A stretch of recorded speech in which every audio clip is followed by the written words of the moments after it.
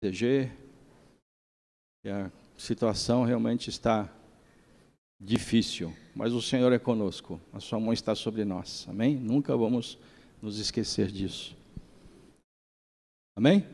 Então, bom dia mais uma vez a todos e a todas que estão reunidos em torno do Senhor Jesus e da sua palavra nesta manhã, de forma presencial, também de forma remota, e a nossa oração é que realmente, brevemente, nós possamos estar reunidos, né, fisicamente, como família de Deus, como povo de Deus, amém? E que essa transmissão, que tem sido uma bênção nesses tempos difíceis, né, tem sido muito importante, porque o culto tem sido sustentado e preservado dessa forma também, o culto ao Senhor, mas de forma nenhuma isso substitui, né, o povo de Deus reunido, e que a transmissão, se for continuar, continue para que a palavra de Deus chegue realmente a lugares distantes, né, geograficamente, pessoas que não podem estar aqui. Irmãos, né, do Japão estão acompanhando este culto neste momento, isso é uma bênção, mas que seja, né, para isso no futuro. Eu gostaria que nós orássemos mais uma vez, nesse momento em que vamos ouvir a palavra de Deus.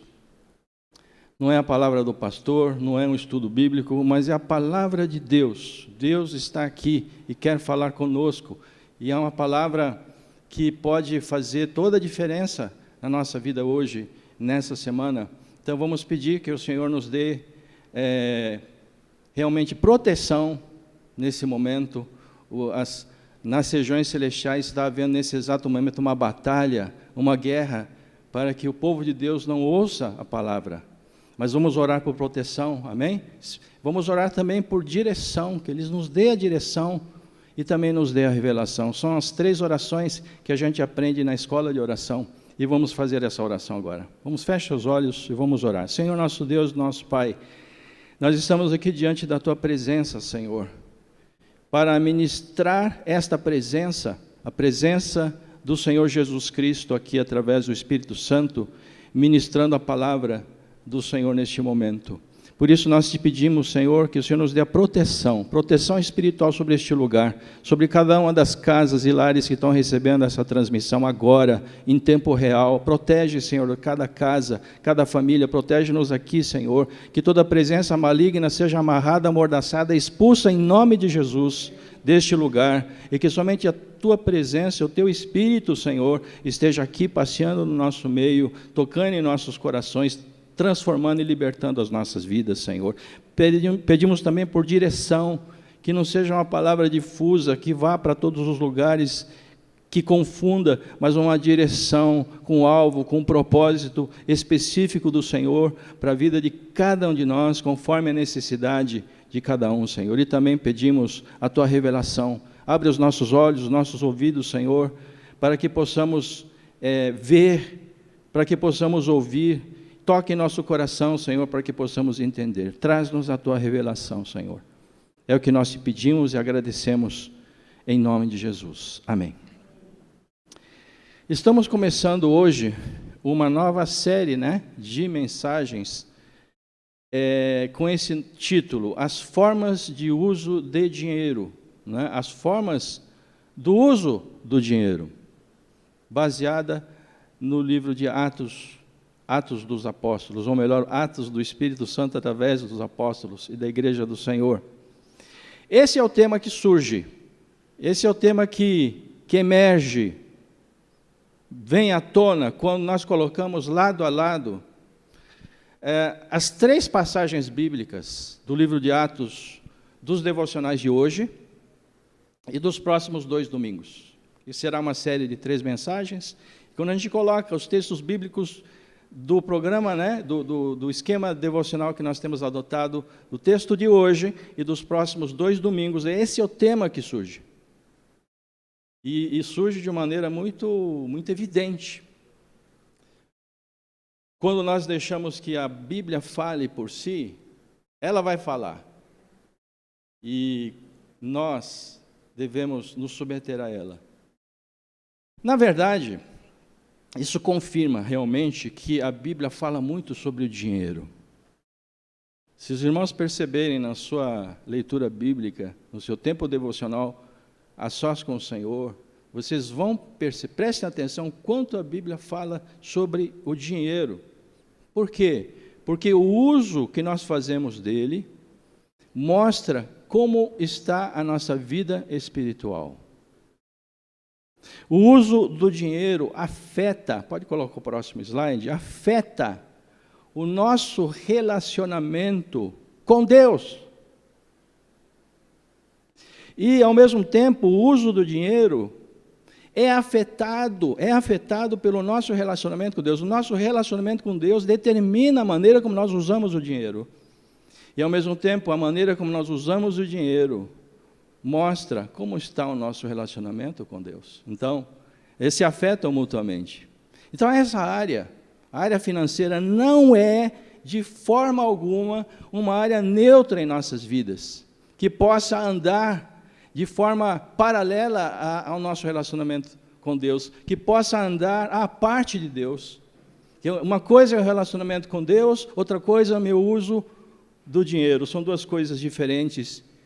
Não, se afetam mutuamente, e não somente essa área, que é uma das áreas das mais centrais da nossa vida, como em todas as demais áreas da nossa vida. O nosso relacionamento com Deus afeta todas as áreas da nossa vida. E, ao mesmo tempo, o nosso relacionamento com Deus, não é, afeta. Aliás, é afetado, né, pelo nosso relacionamento com Deus.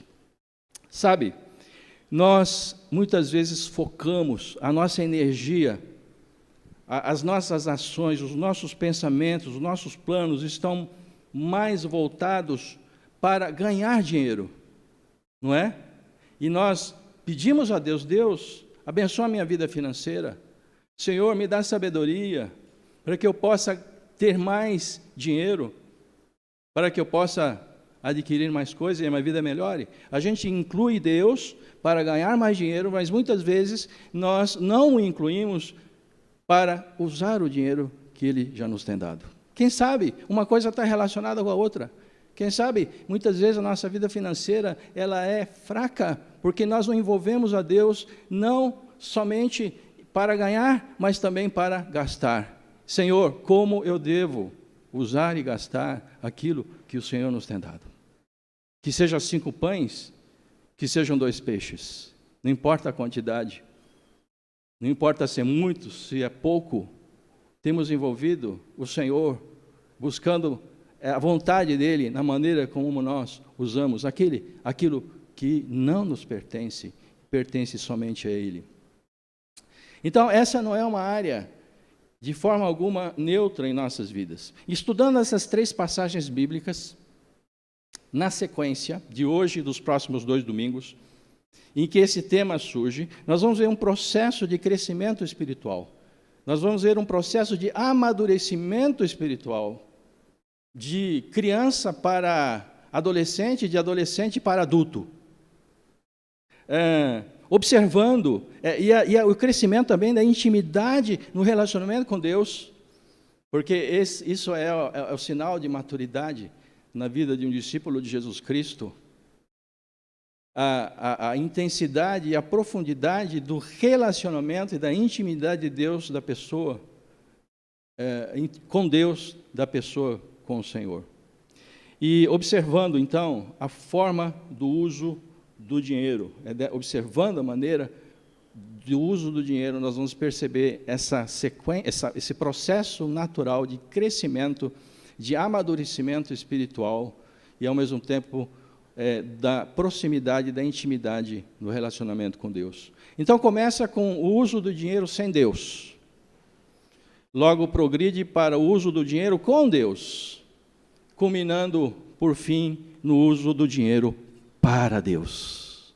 A gente vê interessante esse processo, essa crescente. Hoje, nós vamos ver na primeira mensagem, o primeiro estágio, que pode dar mais um clique aí, já deu, né? O uso do dinheiro sem Deus. Vamos ver como isso acontece na passagem de hoje, devocional de hoje, Atos capítulo 8, versículos 14 a 23. Vamos lá. Diz assim a palavra de Deus: quando os apóstolos que estavam em Jerusalém ouviram que o povo de Samaria tinha recebido a palavra de Deus, enviaram-lhe Pedro e João. Chegando ali, oraram por eles para que recebessem o Espírito Santo, pois o Espírito ainda não havia descido sobre nenhum deles. Tinham apenas sido batizados em nome do Senhor Jesus. Então lhes impuseram as mãos e eles receberam o Espírito Santo. Quando Simão viu que, pelo fato de os apóstolos imporem as mãos, era concedido o Espírito Santo, ofereceu-lhes o quê? Dinheiro, dizendo: deem também a mim este poder, para que a pessoa sobre a qual eu impuser as mãos receba o Espírito Santo. Mas Pedro respondeu: que o seu dinheiro seja destruído junto com você, pois você pensou que com ele poderia adquirir o dom de Deus. Uau! Palavras fortes, né? Não existe porção nem parte para você neste ministério, porque o seu coração não é reto diante de Deus. Portanto, arrependa-se desse mal e ore ao Senhor. Talvez Ele o perdoe por esse intento do seu coração, pois vejo que você está cheio de inveja e preso em sua maldade. Até aqui. Antes de nós entrarmos no tema propriamente dito da mensagem dessa manhã, antes de nós falarmos sobre o uso do dinheiro sem Deus, porém, vamos identificar, e é importante que a gente faça isso, né? Como é uma vida sem Deus? Né? Como é uma vida sem Deus? Essa passagem, falando um pouco do contexto desse texto, se passa em Samaria, a cidade chamada Samaria, para onde Pedro e João tinham sido enviados pela igreja de Jerusalém, que era a igreja mãe.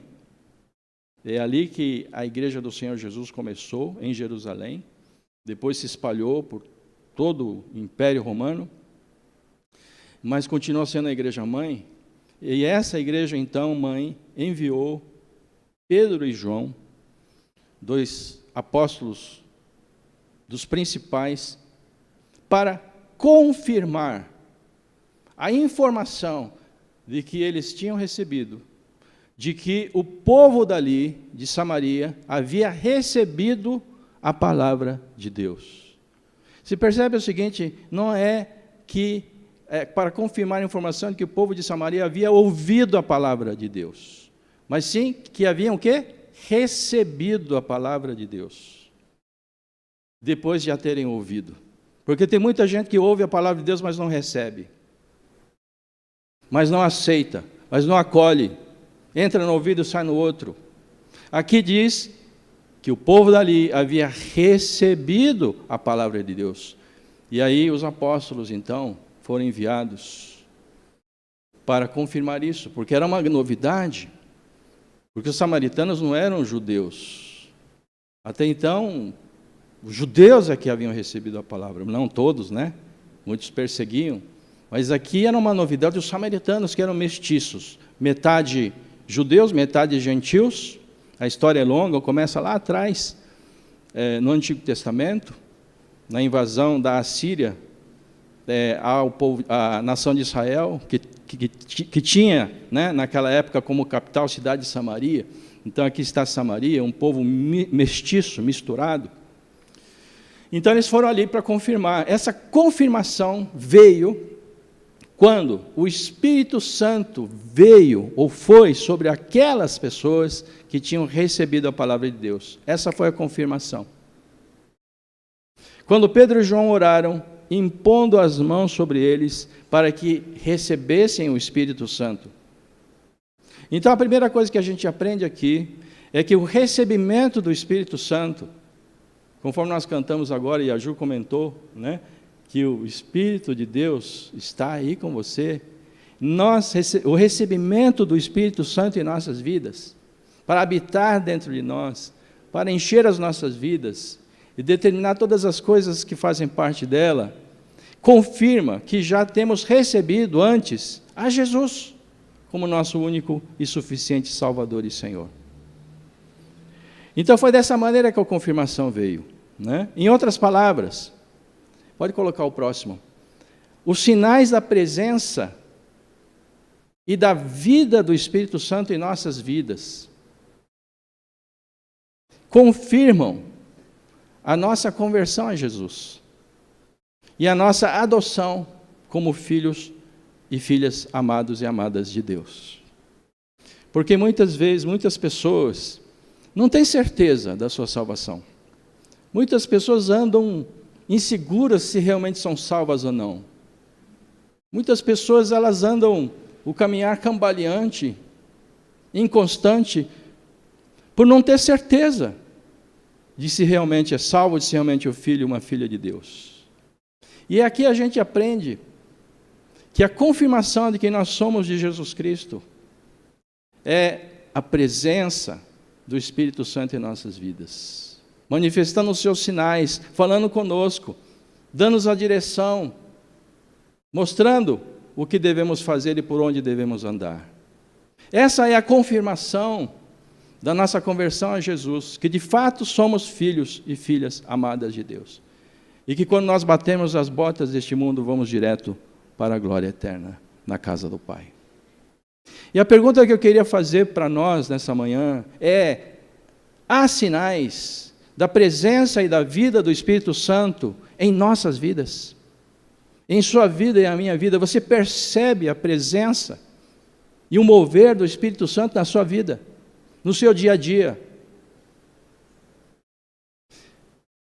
Se nós já recebemos a Jesus Cristo e a sua palavra em nosso coração, como nosso único e suficiente Salvador, então com certeza o Espírito Santo já está em nós e tem sinalizado a sua presença, a presença dele em nossas vidas.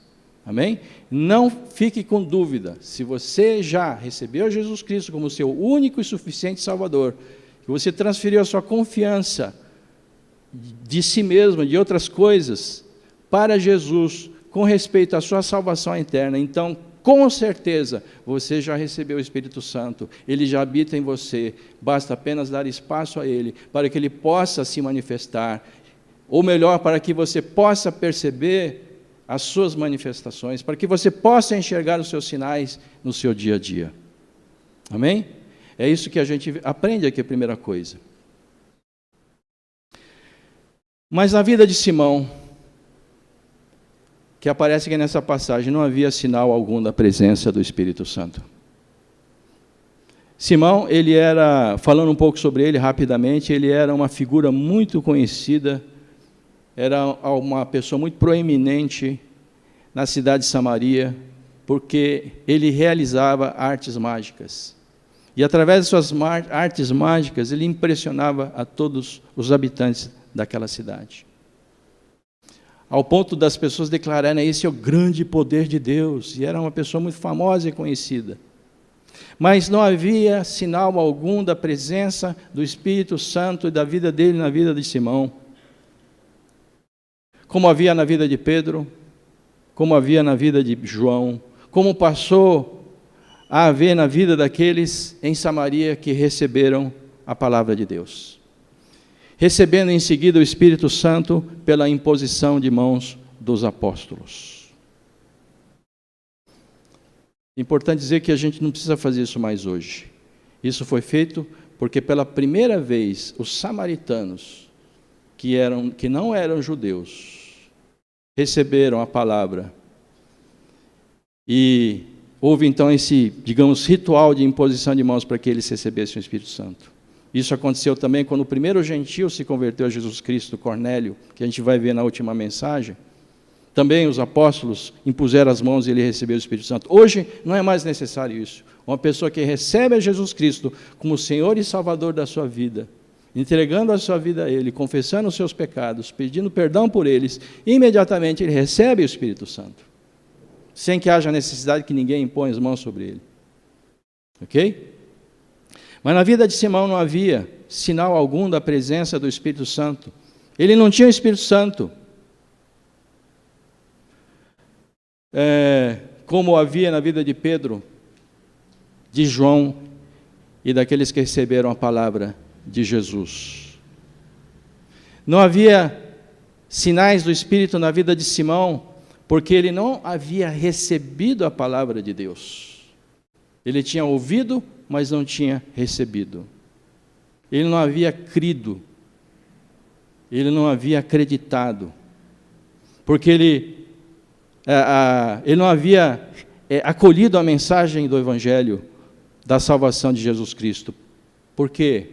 Porque ele não estava interessado na mensagem do Evangelho, ele não estava interessado na mensagem da salvação, ele não estava interessado em Jesus, senão apenas no poder do Espírito Santo. Ele estava interessado apenas nos sinais que se manifestavam do Espírito na vida dos apóstolos. Mas, sem Jesus, ele também ficou sem o Espírito Santo. Sem Jesus, ele ficou sem também o poder do Espírito Santo, coisa que ele não sabia ainda aqui. Porque este último depende do primeiro. Simão não tinha o Espírito Santo, porque ele não tinha Jesus. E sem Jesus, Deus também estava fora da sua vida. Entendem? E isso ficou evidente na forma como ele usava o seu dinheiro. Isso se revelou pela maneira como ele enxergava o dinheiro e do uso que ele fazia a ele. E é aqui então que nós nos reconectamos com o tema da mensagem dessa manhã. Vamos reler os versículos 18 e 19. Quando Simão viu que, pelo fato de os apóstolos imporem as mãos, era concedido o Espírito Santo, ofereceu-lhes dinheiro, dizendo: deem também a mim este poder, para que a pessoa sobre a qual impuser as mãos receba o Espírito Santo. Simão ofereceu dinheiro aos apóstolos. Ele pegou a carteira do bolso, abriu: quanto que você quer para você me dar esse poder que vocês têm? Como se fosse um objeto, como se fosse uma posse. Pensando que o seu dinheiro pudesse comprar o poder do Espírito Santo. E provavelmente ele pensasse que o dinheiro pudesse comprar qualquer coisa. Quando a gente olha para esse mundo hoje, quando a gente olha para as pessoas ao nosso redor, quando a gente olha para aqueles que não temem ao Senhor, a gente percebe o seguinte: mesmo não admitindo abertamente, porque isso não seria politicamente correto, mas lá no fundo do coração, muitos pensam hoje em dia que o dinheiro pode comprar tudo. Não é verdade? Especialmente, no fim de todas as coisas, a independência, a autonomia. No final das contas, é isso que todos estão buscando ao buscar o dinheiro. Tanto que esses dois conceitos foram unidos, pode colocar o próximo, no seguinte termo: independência financeira, não é? Já ouviu falar nesse termo? Puxa vida, eu estou trabalhando bastante, né? Eu estou me dedicando na minha empresa para que eu alcance a minha independência financeira.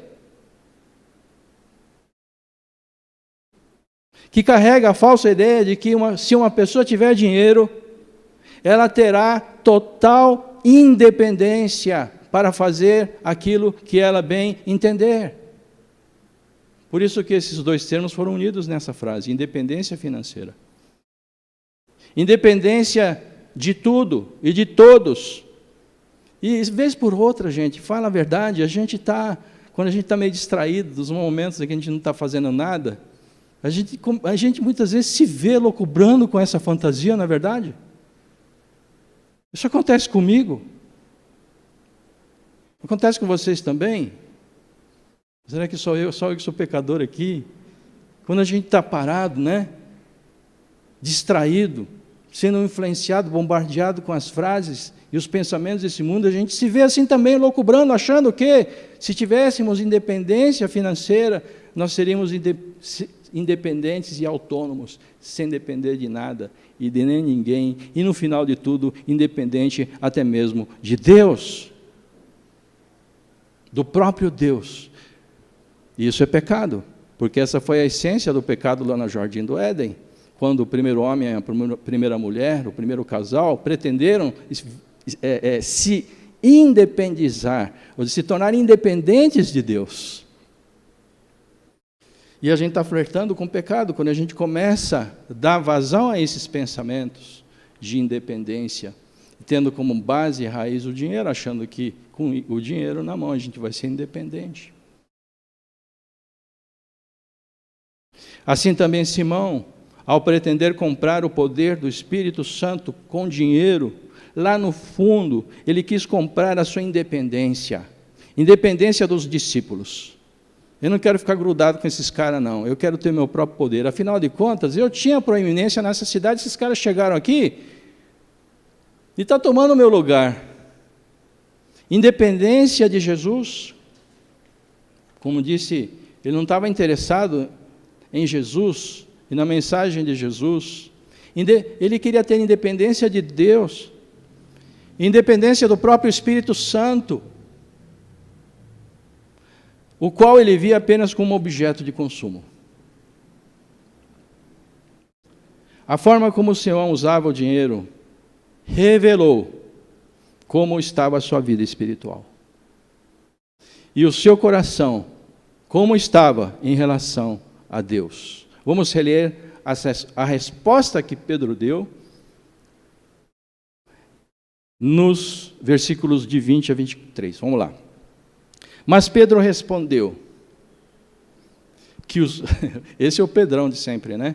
Que o seu dinheiro seja destruído junto com você, pois você pensou que com ele poderia adquirir o dom de Deus, poder aquisitivo. Já ouviu falar?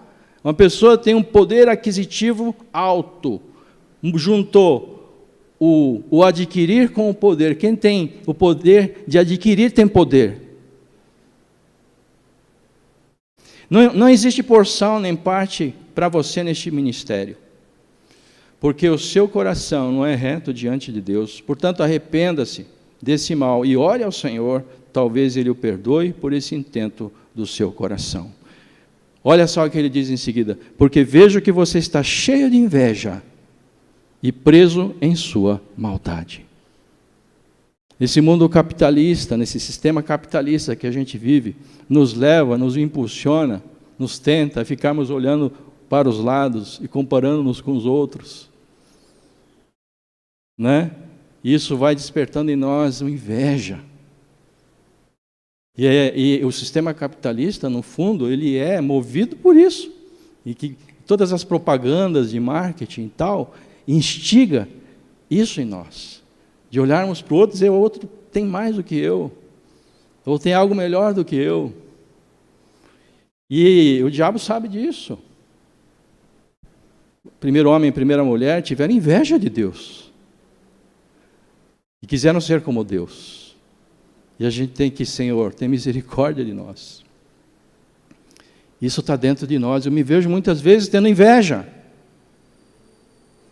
Os irmãos, alguns sabem, né? Por causa aí da alta do combustível, e eu também aqui tendo aqui um pouquinho de barriga, né? Eu pensei assim, acho que eu vou tentar começar a andar de bicicleta, porque é uma maneira de economizar combustível e ao mesmo tempo gastar minhas calorias. E aí comprei uma bicicleta usada. Fui lá na OLX e tal, comprei uma bicicleta usada.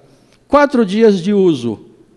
Fui para o banco, não é? No caixa eletrônico, encostei ele lá na entrada do banco, da agência, bem na entrada, assim, não lá de dentro.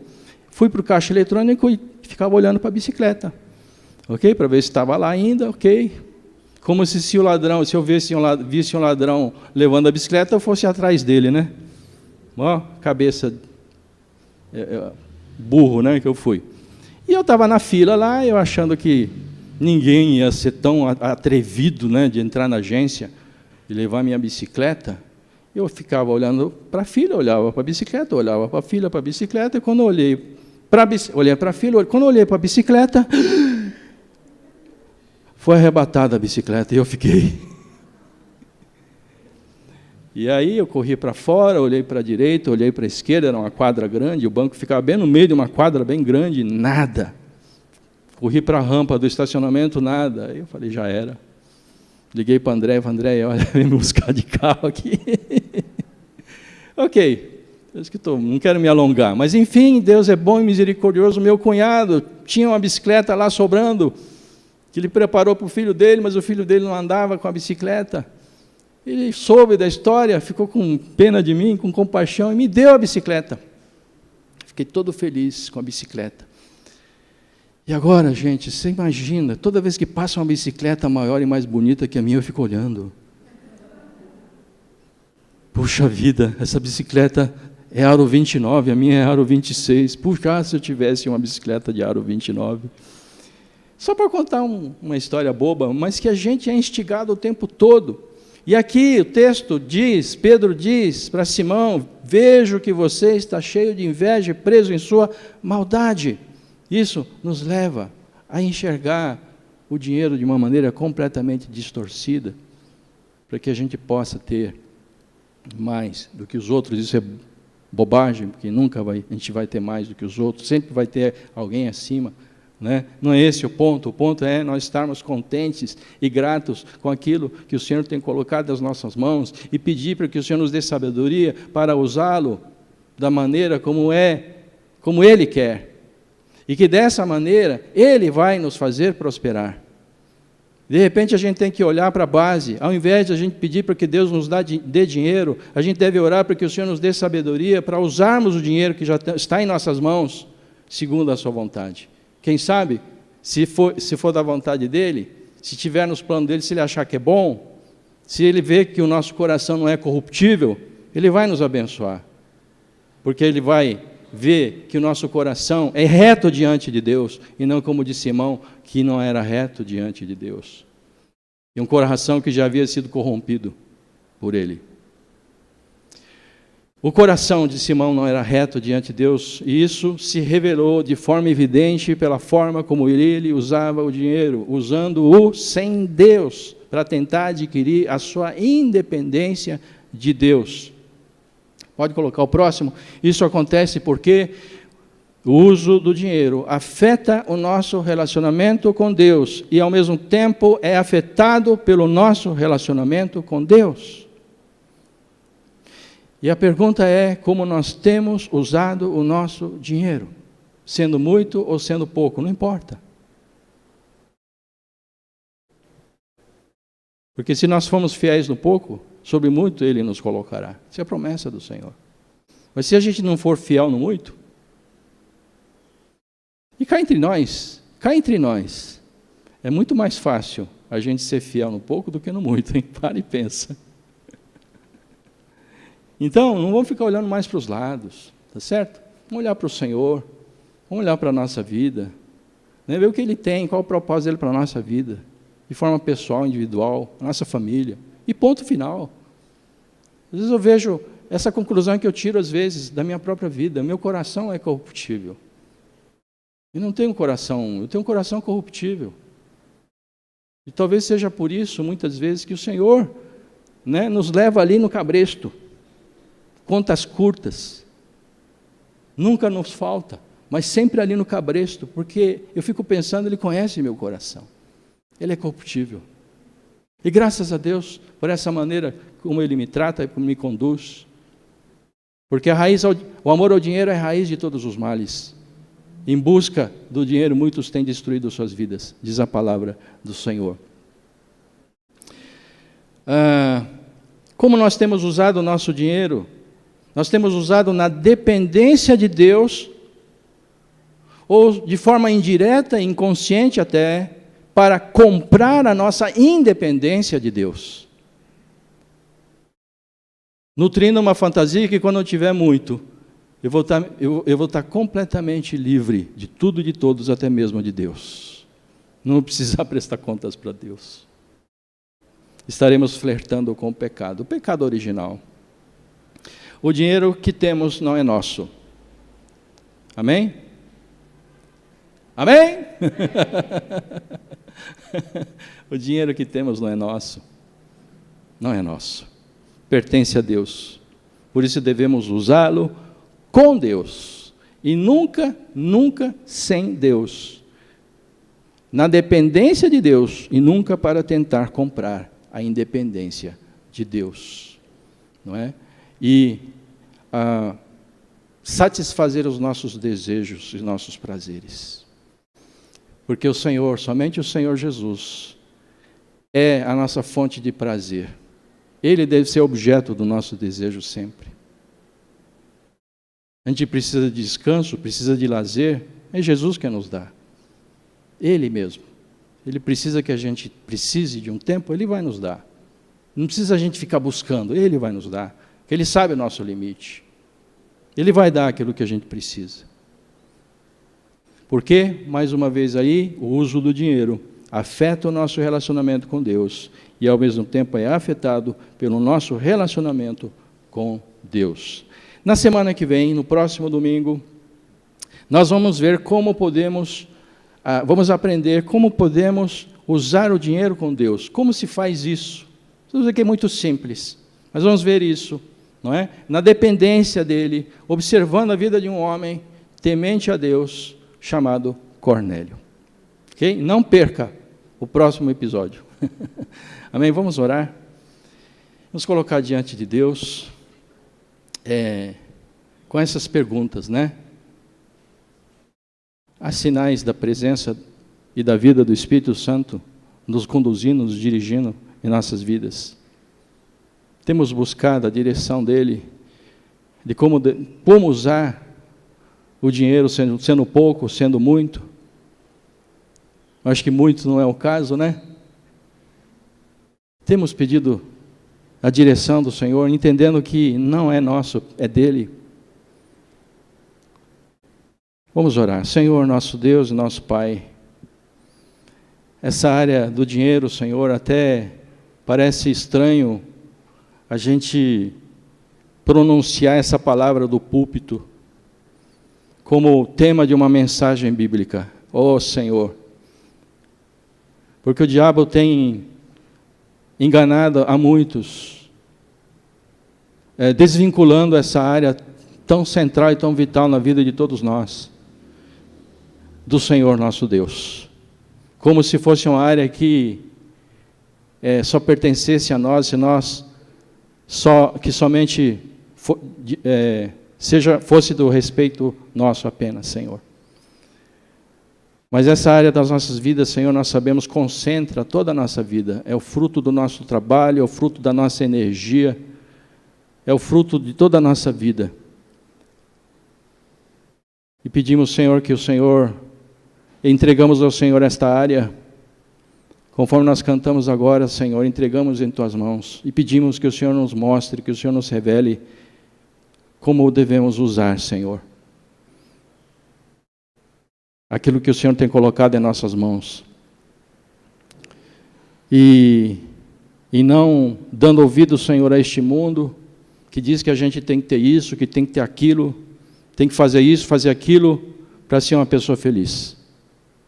É o Senhor quem determina, para a vida de cada um de nós, o que é necessário para ser feliz. Por isso, Senhor, entregamos essas áreas em Tuas mãos, Senhor, e pedimos que o Senhor nos mostre como devemos usar, como eu devo usar, Senhor.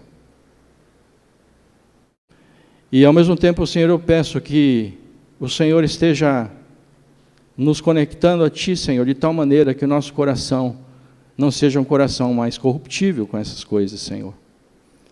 E assim nós pedimos, Senhor, abençoa, faz-nos prosperar naquilo que nos falta, Senhor. Abençoa, Senhor Deus, aquilo que tem faltado. E ao mesmo tempo, Senhor, faz-nos prosperar, porque o Senhor quer nos usar, Senhor, cada um de nós, como Teu povo também, para abençoar a tantos quantos têm sofrido, Senhor, e que têm tido falta, Senhor, que têm vivido de uma maneira muito empobrecida até, Senhor, e que o Senhor quer abençoar, quer socorrer. Usa, Senhor, nossas vidas, usa esta igreja, Senhor, e pedimos que realmente nós possamos, queremos convidar o Senhor para estar no centro como também nós cantamos, desta área em nossas vidas. É o que nós pedimos e agradecemos, em nome de Jesus. Amém.